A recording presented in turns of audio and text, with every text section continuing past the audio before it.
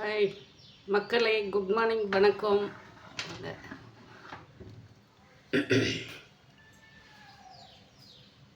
இதுக்கு வந்து புழுவல் தாங்க. 2 நாளாக ரொம்ப உடம்பு கொஞ்சம் ரொம்பன்னு சொல்ல முடியாது.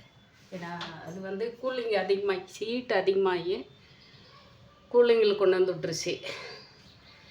நம்மளால எல்லாம் வந்து நடிப்பு நடிக்க தெரியாதுங்க.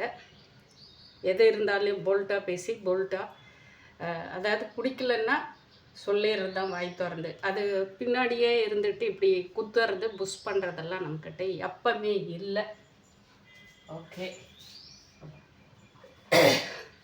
குளிர் வந்து கொஞ்சம் உடம்புக்கு நமக்கு டெம்பரேச்சர் அதிகமாக கொடுக்குற அளவுக்கு, ரொம்ப கூலிங்காக இருந்தாலே பாடி ஹீட் ஆகிறதுனால தாங்க அந்த மாதிரி ஆகிறது. நமக்கு ஏற்கனவே ஏதாவது அனுபவம் இல்லாமல் இருந்ததுனால விட்டுடலாம். அனுபவம் இருக்கிறதுனால கொஞ்சம் நம்ம பாடி வந்து ஹீட் ஆனதுனால அது ஏதாவது நரம்பு பிரச்சனை வருமா. ஏன்னா நரம்பு பிரச்சனை இருக்குது நமக்கு. அது வந்து ஓரளவுக்கு பார்த்துக்கலாம் அப்படின்னு சொல்லிட்டு நமக்கு இந்த அடிக்கடிக்க ஹாஸ்பிட்டலுக்கு போகிறது, இந்த பொய்யான வேஷங்கள் போட்டு நடிச்சிட்டு இழுத்து போத்திட்டு படுக்கிறது நமக்கு எப்பவுமே ஒத்து வராது. முடியலன்னா கூட நான் வந்து வேலை செஞ்சு எதுனாலும் பண்ணுவேன். என்னோடய பாலிசி அதுதான். மற்றவங்க எப்படியே தெரில.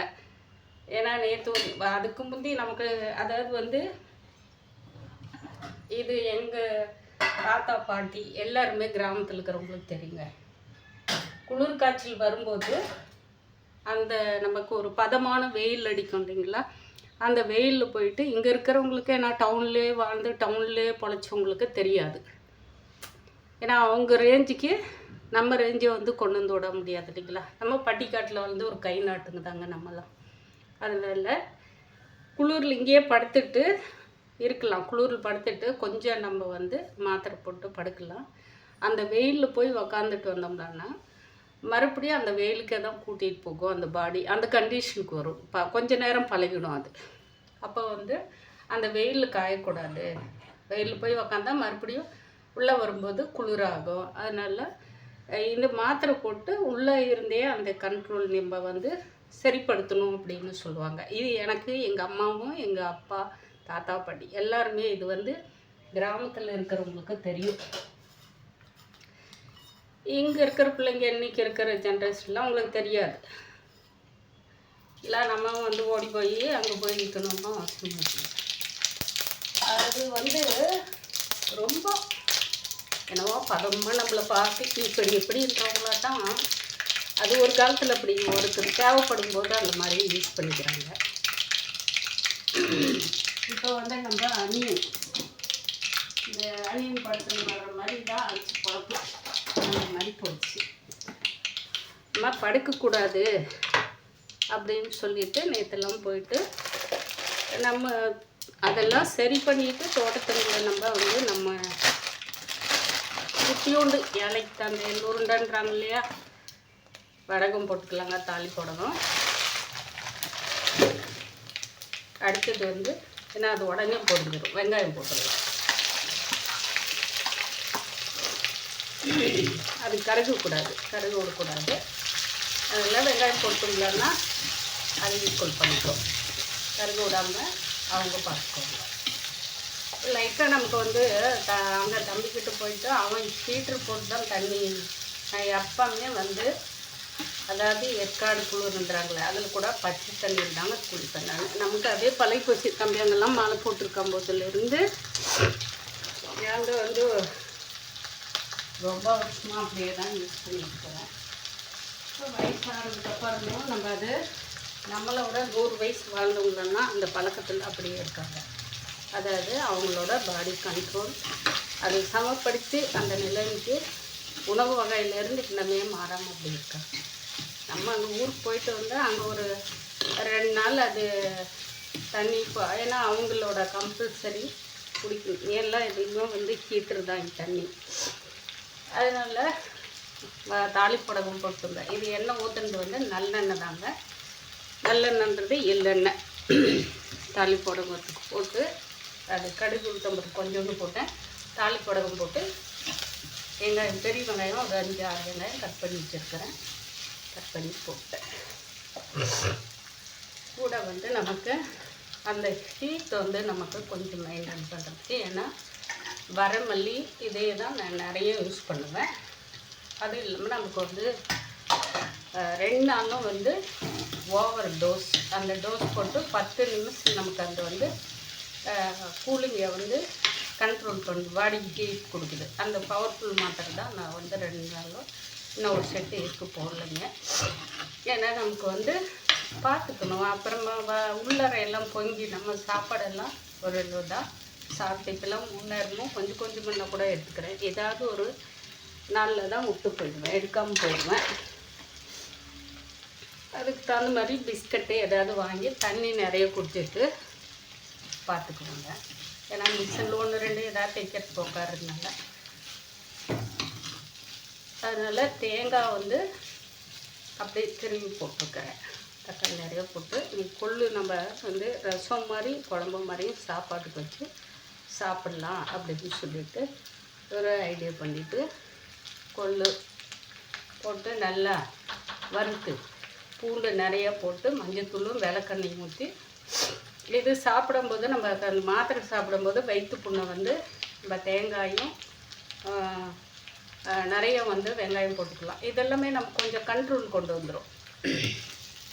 இதெல்லாம் வந்து நான் எல்லாமே நமக்கு படிப்பறிவு இல்லைங்க, இருந்தாலும் நம்மளோட பாடியை வந்து நம்ம பார்த்துக்கலாம்னு சொல்லிட்டு அது படுக்காமல் நேற்று இருந்துட்டு கொஞ்ச நேரம் அந்த வெயிலில் போய் நம்ம சும்மாவே நின்னா என்னடா பொம்பளை நேற்று எதிர்த்து இருந்துச்சு, இன்றைக்கும் அந்த வெயில் நின்றுட்டோம்னு சொல்லிட்டு நம்ம செடியில் இருக்கிற தக்காளி அந்த செடிங்களெல்லாம் வந்து நம்ம ஃபோட்டோ எடுத்து கொஞ்ச நேரம் அப்படியே போடலாம். ஏன்னா படுத்துகிட்டே இருந்தாலையும் அது ரொம்ப நமக்கு டேஞ்சர் தான், பழகிடும்.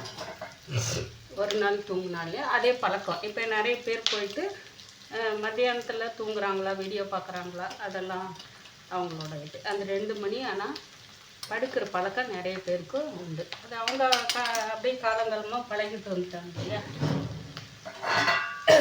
அதே மாதிரி தான் நமக்கு வந்து ஒரு நாள் படுத்தாலையும் இந்த கண்ட்ரோல் ஆகிடும்.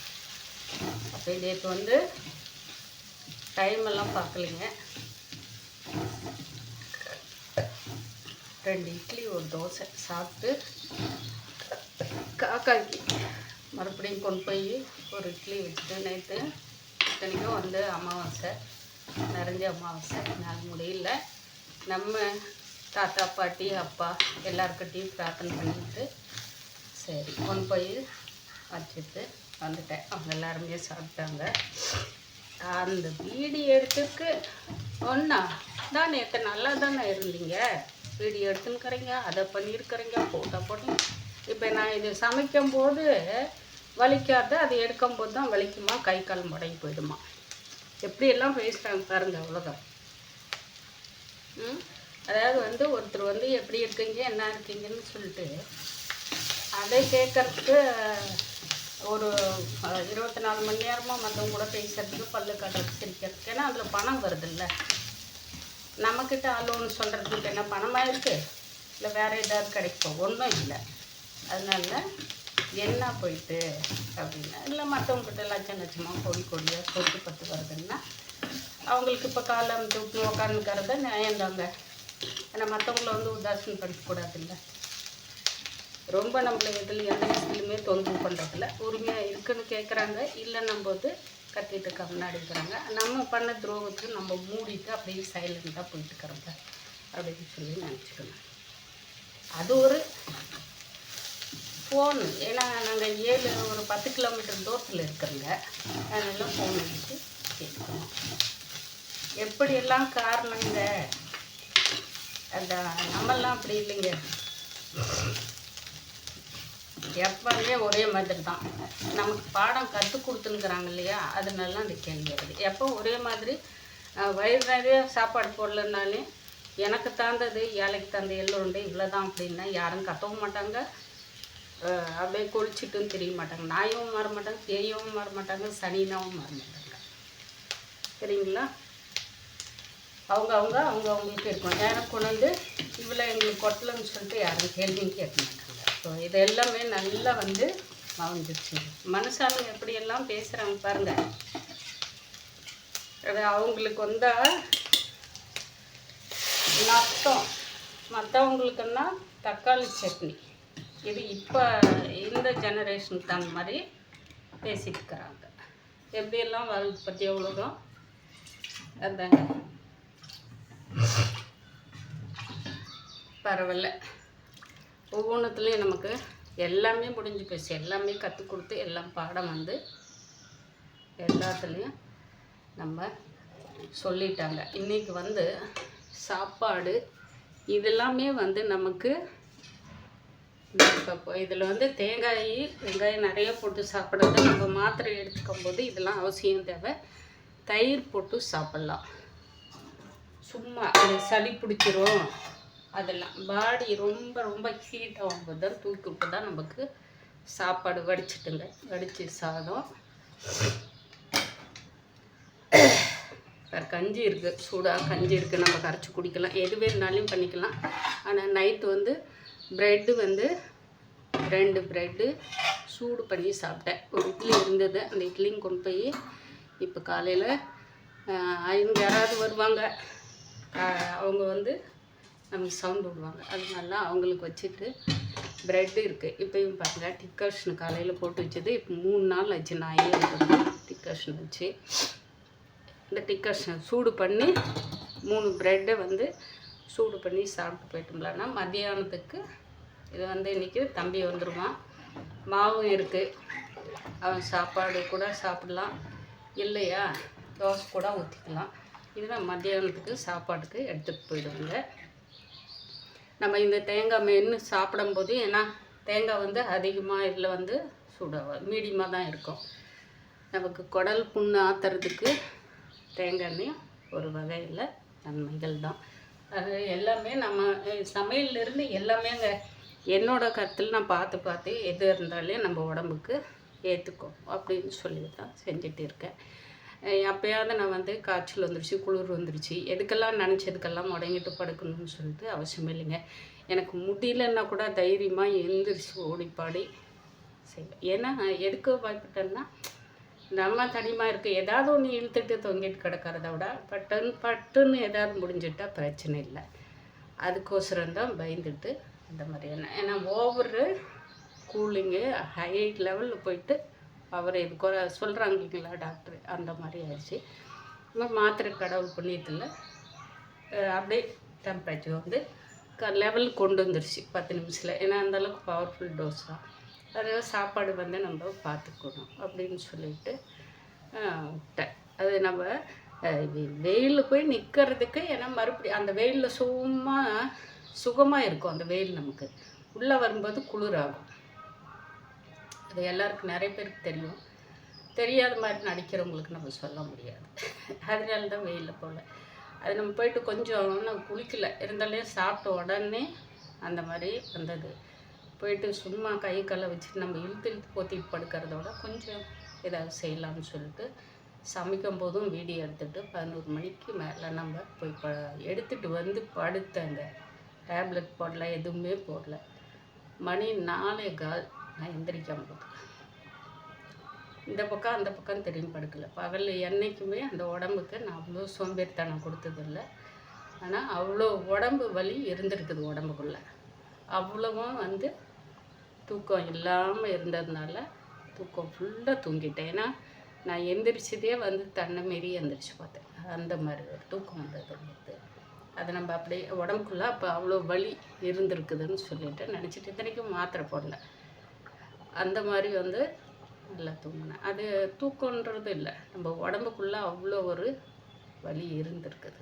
அந்த வலியெல்லாம் கொஞ்சம் பூர்ணமாக கையில் வந்து இன்றைக்கி ஒரு நாளைக்கு ரெஸ்ட் எடு அப்படின்னு சொல்லி விட்டார்.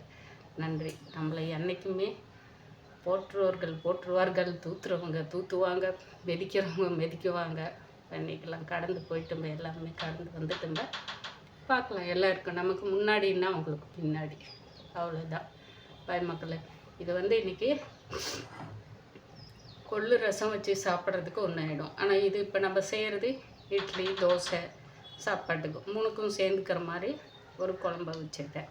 கொள்ளு கடைஞ்சி இதில் விளக்கெண்ணெய் ஊற்றிருக்கிறேன். அதுவும் நமக்கு வந்து வயிற்றுக்கு ரொம்ப ரொம்ப நல்லது. இப்போ இந்த சீசனில் நம்ம எதுவுமே ஒதுக்கி வைக்காதீங்க. சாப்பிட்றது கொஞ்சம் ஹீட்டும் கூலிங்கு சேர்ந்து மேனேஜ்மெண்ட் பண்ணி நீங்கள் பொருள் சேர்த்தி பாருங்கள். சமையலுக்கு சூப்பராக இருக்கும், நல்லா இருக்கும். பாய் மக்களே, இன்றைக்கி சின்ன சமையல் தான் இது, ஒன்றுமே இல்லை. இன்றைக்கி சின்ன சமையல் தான். ஏன்னா தம்பி வந்ததுக்கப்புறமா அவன் தோசை அவனை கூட ஊற்றிக்குவான், இல்லை வரும்போதே நான் சாப்பிட்டு வந்துட்டேன் அப்படின்வான். மத்தியானத்துக்கு அது சாப்பிட்ணுன்னா இதை ஒன்று சாப்பிட்டோம். எல்லாமே நேற்று கோயிலுக்கு நல்லதுக்கு இடத்துக்கெல்லாம் போனவங்களுக்கெல்லாம் ரொம்ப நன்றி. வீடியோ பார்க்குறீங்களா இல்லையா, திட்டுறீங்களா இல்லை, ஏதோ ஒன்று பண்ணுங்கள். பாய் மக்களே.